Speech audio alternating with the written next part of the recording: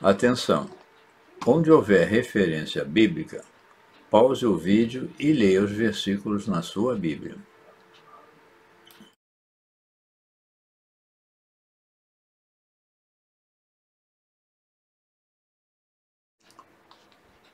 Estudos Bíblicos.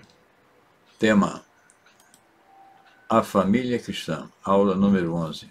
Assunto: Relacionamento marido-mulher. Efésios 5, 25. Marido, amai vossa mulher, como também Cristo amou a igreja e a si mesmo se entregou por ela. Introdução. Irmãos, nesta aula estaremos estudando o assunto relacionamento marido e mulher. Conforme na aula número 10, existem muitos textos que tratam do papel do homem no casamento e a sua posição em relação à mulher.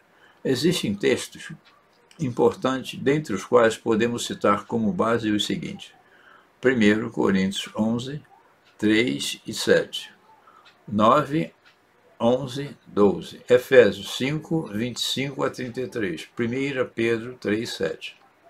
Na última aula, aprendemos que o homem é o cabeça da mulher e que isto significa que o governo da casa foi dado ao homem. Aprendemos ainda que a mulher deve ser submissa ao homem. Hoje iremos estudar que esta posição do homem não está relacionada com o machismo e veremos como um homem de Deus conquista esta autoridade, tornando-a algo prazeroso para sua esposa. Primeiro, o papel do homem no casamento. Vimos na última aula que Deus criou primeiramente o homem e que a mulher foi criada por causa deste. A posição do homem em relação à sua esposa fica bastante clara no texto bíblico. No entanto, quando falamos de governo, não podemos separar essa ideia do fator responsabilidade. Sempre que a alguém é dada uma posição de governo, subentende-se que é conferido a este alguém um maior grau de responsabilidade. Basta olhar para as consequências das atitudes da mulher e do homem na queda, Gênesis 3, de 16 a 19, para observarmos o peso da posição do homem.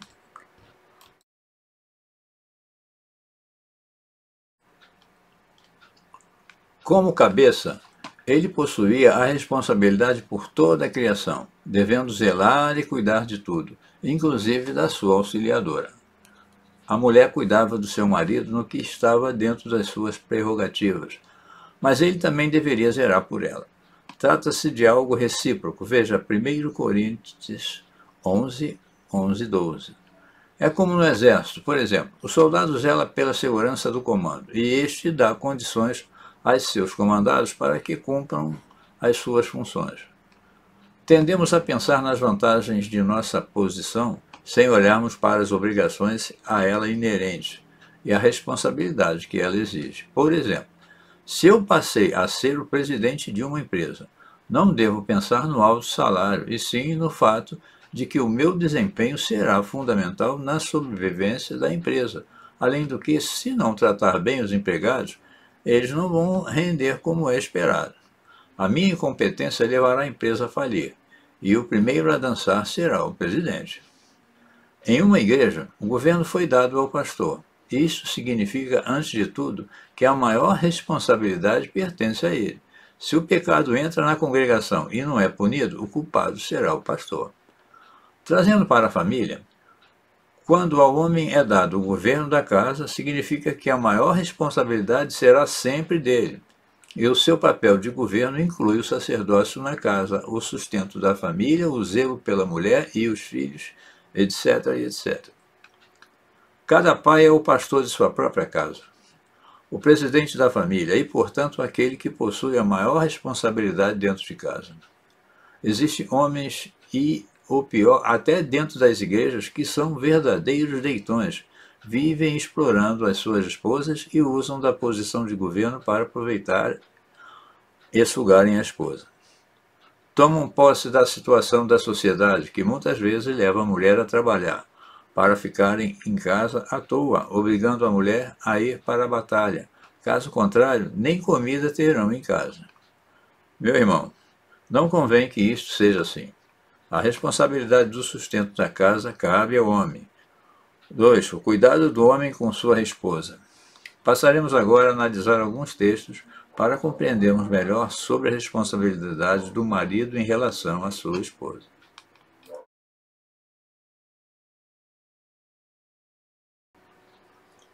Efésios 5, 25 a 33. Em primeiro lugar, devemos amar a esposa como Cristo amou a igreja. O que significa isso?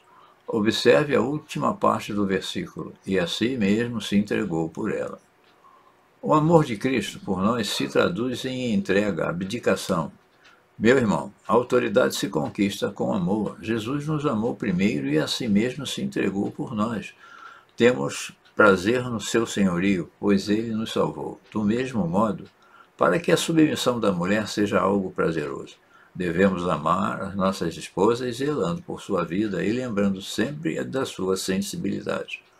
O apóstolo Pedro retrata bem esse princípio em 1 Pedro 3,7, quando ensina que devemos considerar a mulher como a parte mais frágil, devendo ser tratada com consideração e dignidade e importância na família.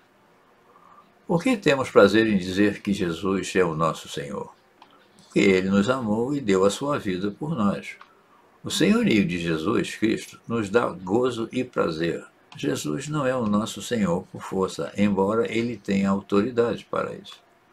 Da mesma forma, a posição de governo do homem foi dada a Deus, mas deve ser algo que gere alegria na esposa e isso deve ser conquistado com muito carinho e amor. A mulher foi dada como um presente do Senhor para o homem. E como você trata desse presente? Ela é auxiliadora do homem, portanto, se não dermos condições, como poderemos receber um auxílio perfeito? Observação. Não quero dizer com tudo isso que a mulher não deve ser submissa caso o seu esposo não seja amoroso. De todo modo, ela deve ser submissa, pois esta é a ordem de Deus. O que quero ensinar é que o marido deve portar-se de modo a levar esta submissão a ser feita com alegria e prazer. Existem maridos que tratam bem os empregados e não tratam bem as suas próprias esposas. Existem pastores que zelam pelas ovelhas, mas não zelam pela sua própria esposa. Nenhum sucesso ministerial compensará um fracasso na família.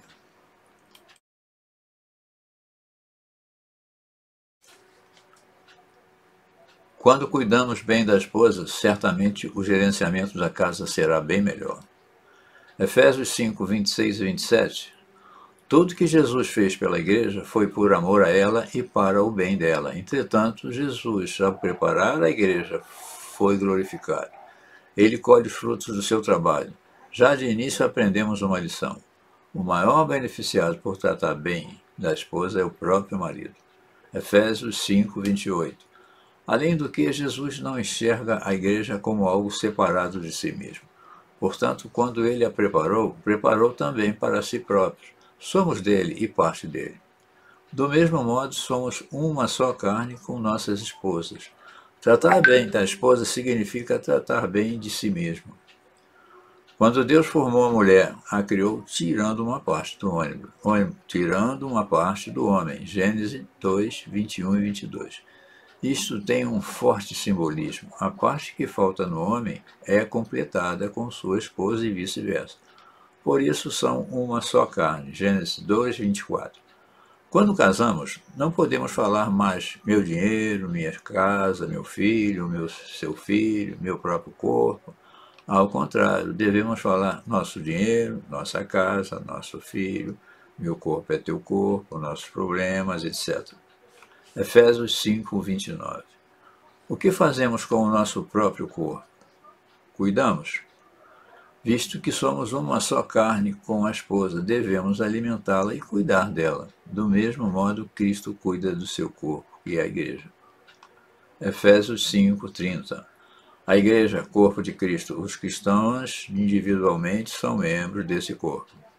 Efésios 5, 31 e 32. Vale lembrar ainda que Jesus esvaziou a si mesmo e tomou a forma de servo, deixando o céu, a casa do Pai, por um pouco tempo para nos salvar. Da mesma forma, deixará o homem a seu pai e a sua mãe para se unir com sua mulher.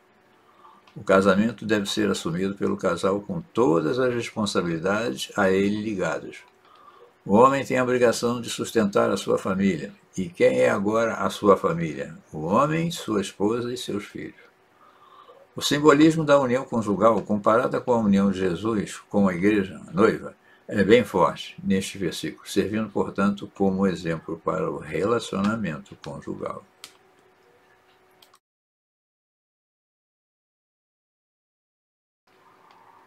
Devemos tratar a esposa como Cristo trata a igreja, e a esposa deve tratar o marido como a igreja trata o Senhor Jesus.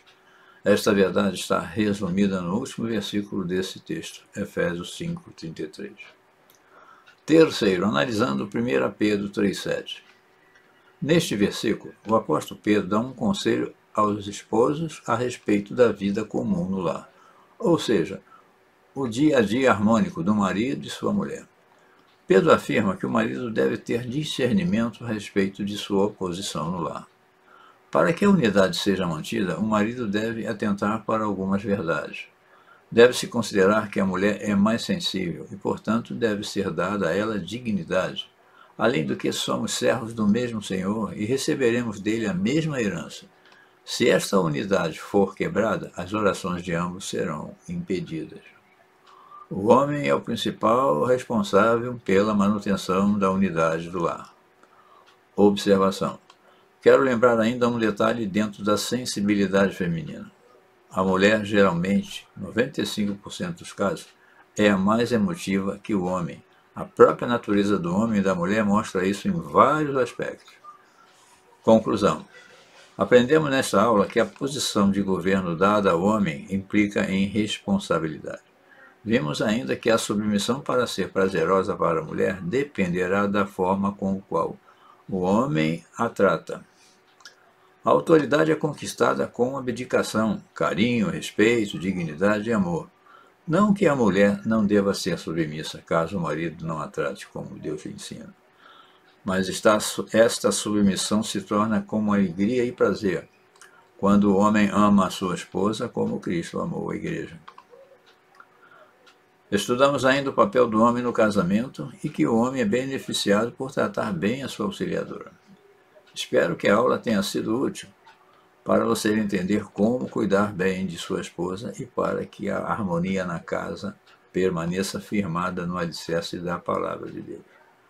Até a próxima aula, onde estudaremos o relacionamento filhos e pais. Até lá!